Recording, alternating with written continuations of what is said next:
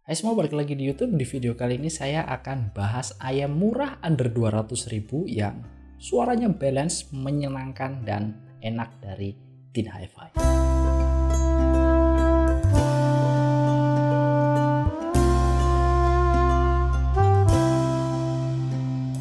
Ayam ini tuh udah terjual banyak banget di marketplace baik Shopee, Tokopedia, dan lain sebagainya. Saya jadi penasaran dan akhirnya cobain beli ayam yang satu ini.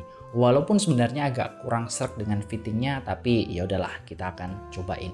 Diawali dari unboxing dulu. Boxnya itu biru, bentuknya segi panjang dengan guratan garis-garis di sepanjang boxnya.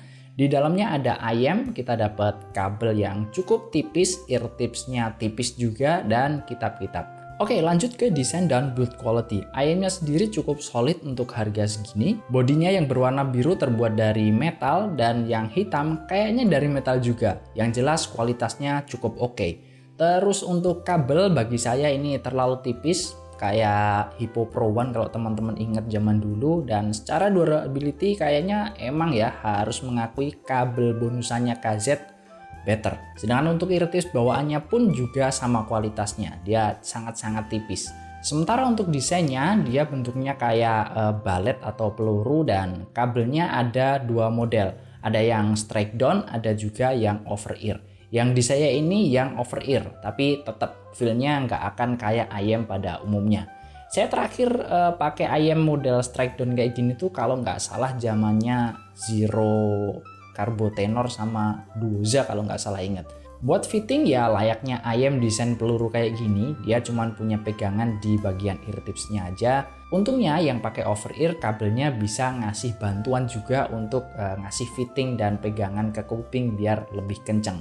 Selera aja sih kalau kayak gini, ada yang suka, ada yang nggak suka. Secara singkat dia punya spek teknis sebagai berikut. Dia pakai driver 10 mm single dynamic driver, impedansinya di 32 ohm, sensitivitas di 105 dB, frekuensi respons seperti biasa di 20-20.000 Hz. Sementara untuk konektor ada yang 0,78 mm 2 pin, ada yang nggak bisa diganti juga kabelnya tapi pakai mikrofon. Untuk jack ada yang 3,5 mm, ada yang pakai DSP USB Type-C juga. Mencerna karakter suara dari ayam ini tuh agak sulit ya dan butuh waktu. Dia mirip kayak KZ-Defy tapi dengan watak yang berbeda.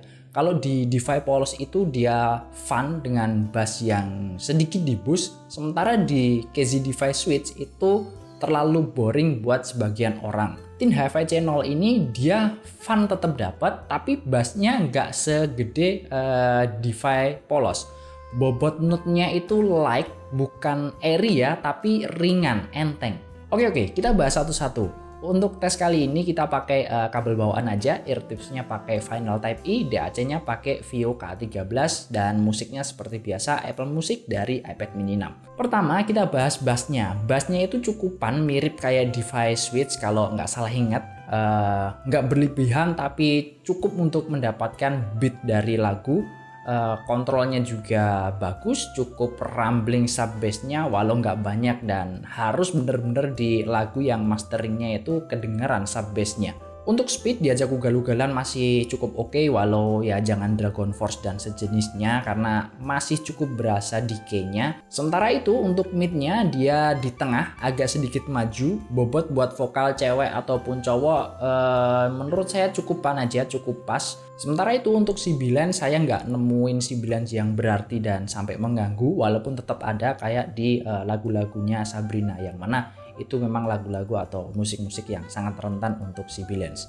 Untuk high-nya dia punya ekstensi yang lumayan, presentasinya smooth, terus nggak mendem ataupun butek, tetap dapat cering-ceringnya simbal dan nada-nada tinggi kayak pinch harmonik gitar.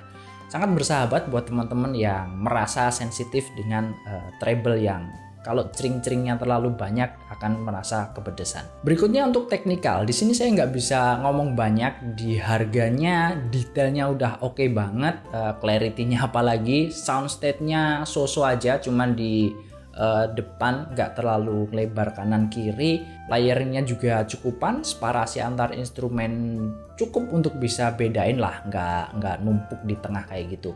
Oke kok untuk harga segini. Jadi suara ayam ini tuh kayak kalau kita dengerin musik band-band di tongkrongan, nggak jelek suaranya tapi nggak bisa expect bagus kayak yang gimana-gimana. Cuman karena musiknya dibawakan dengan suasana yang asik, enjoy, jadi berasa nyenengin aja untuk dengerin musik-musik kayak gitu.